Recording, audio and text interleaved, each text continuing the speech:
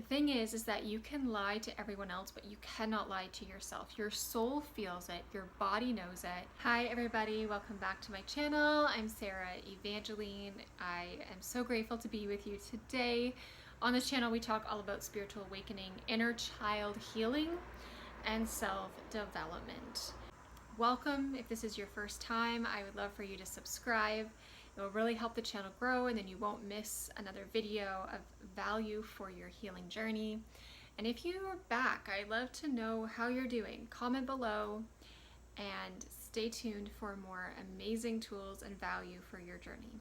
Today I wanted to take some time to talk to you about emotions and how they have to do with your spiritual awakening. They are connected, they are not separate.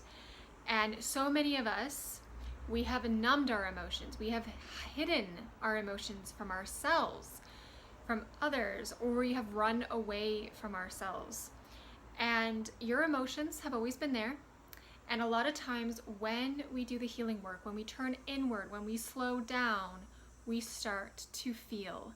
And feeling can be painful, uncomfortable, so many different things that it can be really, really easy to want to hide, numb, or run again.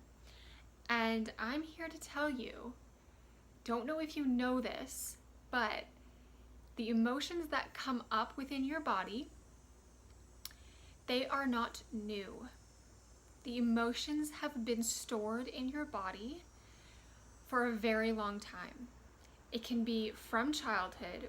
And this is why your emotional self, your emotional pain, healing yourself, your inner child, your spiritual awakening, it is all one. You cannot have one without the other. I want to ask you, are you distracting yourself with something?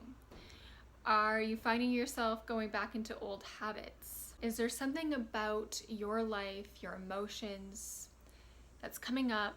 It feels scary, it feels unknown, and you're not being honest with yourself about them. The thing is that you can lie to everyone else, but you cannot lie to yourself. Your soul feels it, your body knows it.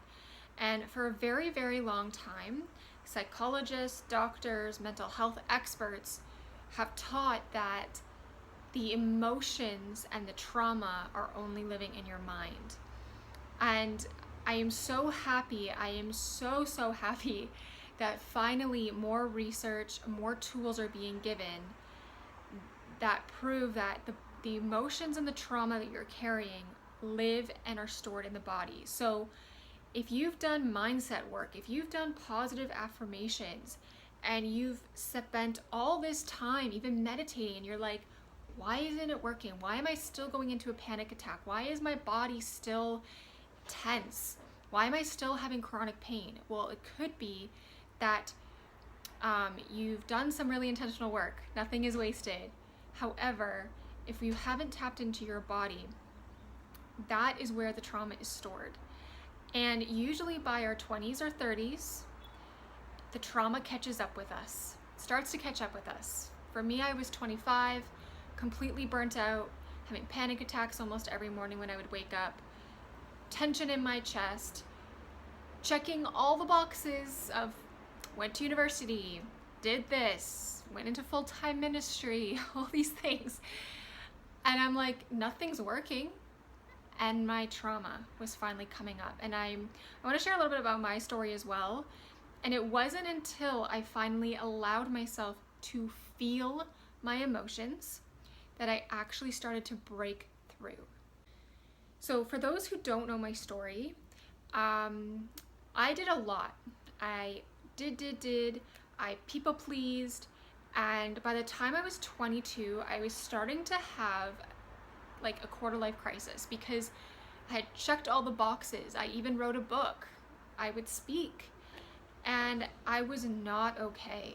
And I did not know how to tell anyone I was not okay because I had the pressure that, well, I'm in ministry and I'm supposed to be all these things to everyone. I'm supposed to be the leader for all women. That's literally what I was told. And carrying that weight when I'm not okay was really burdensome. And we teach how to be overwhelmed. We do not teach how to process and regulate and release our emotions. So I hope this video gives you some insight.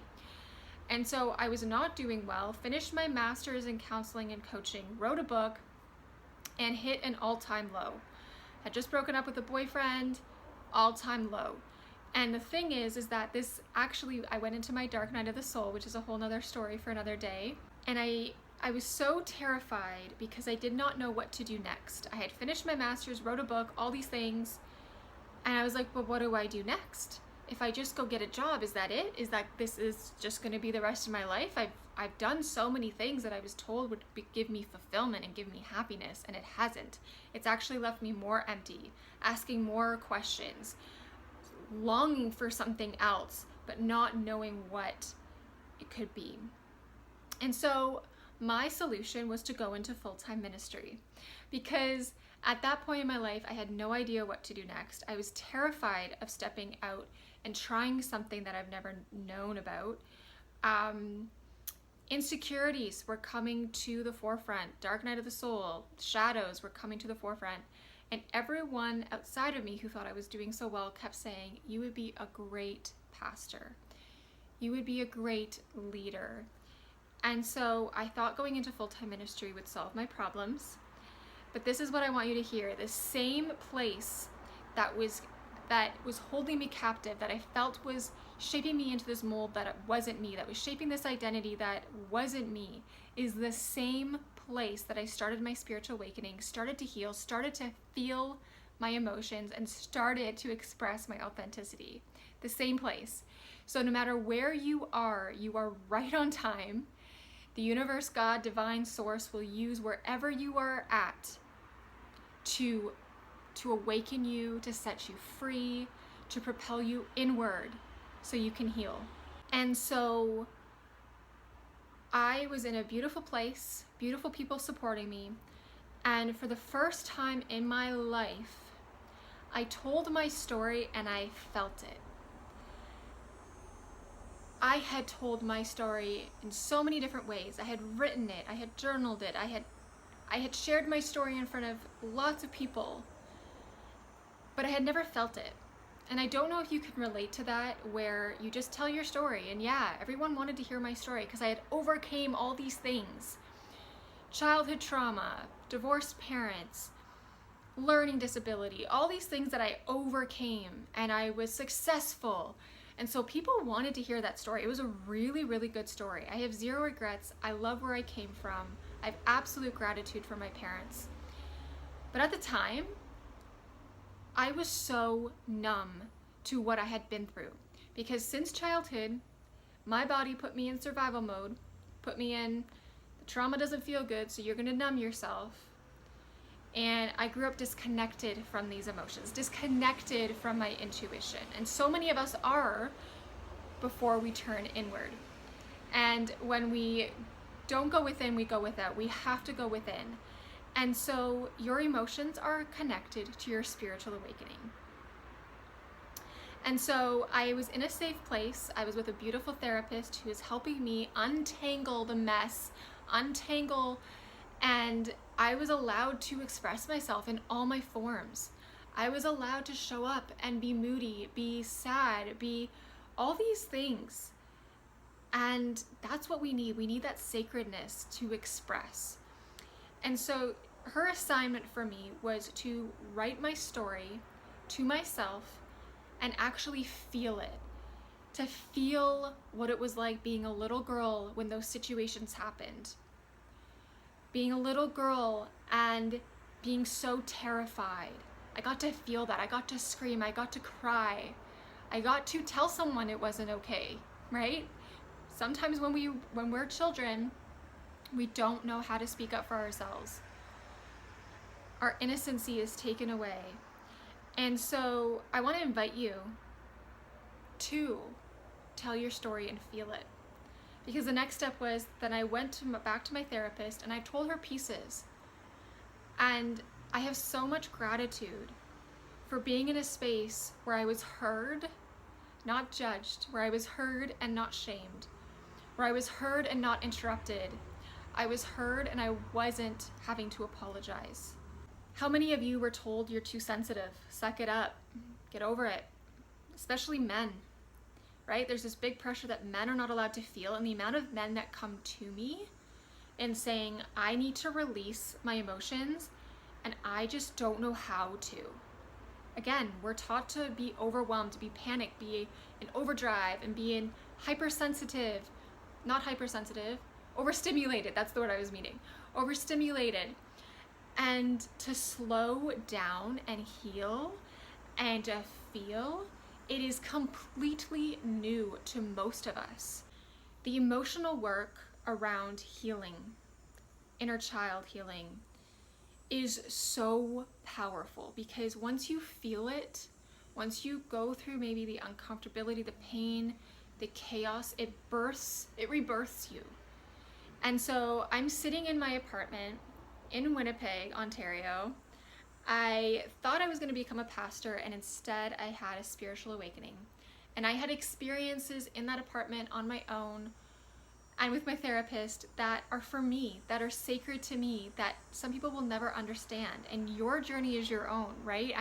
In any of this, I am guiding you back to yourself. I want you to know that. This is a journey home, a journey home, a journey to be free. And in order to have true freedom, we have to feel our emotions. Where I am today versus this was like 6 years ago, where the story I'm telling you about, I am still learning sacred rest.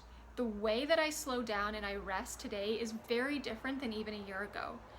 And I was just telling a friend that I feel like the month of August, I have rested in a way I've never rested before. It's been so beautiful. It's been so healing. And my nervous system is just saying, thank you. My inner child is saying, thank you. I've wanted this for like the last 30 years. So what is your inner child saying? What is your soul calling out to you? If you want to, I would love for you to even comment below. Part of this emotional expression that maybe you haven't been able to get out. Just start. You just have to start. You don't have to have the answers. You just have to express and allow it to come forth. Feeling is healing. Again, your emotions are part of the spiritual awakening. It can be very hard to navigate. It can be overwhelming. It can be painful, right? And so I want to invite you inside of the Soul Talk method. It's an open invitation.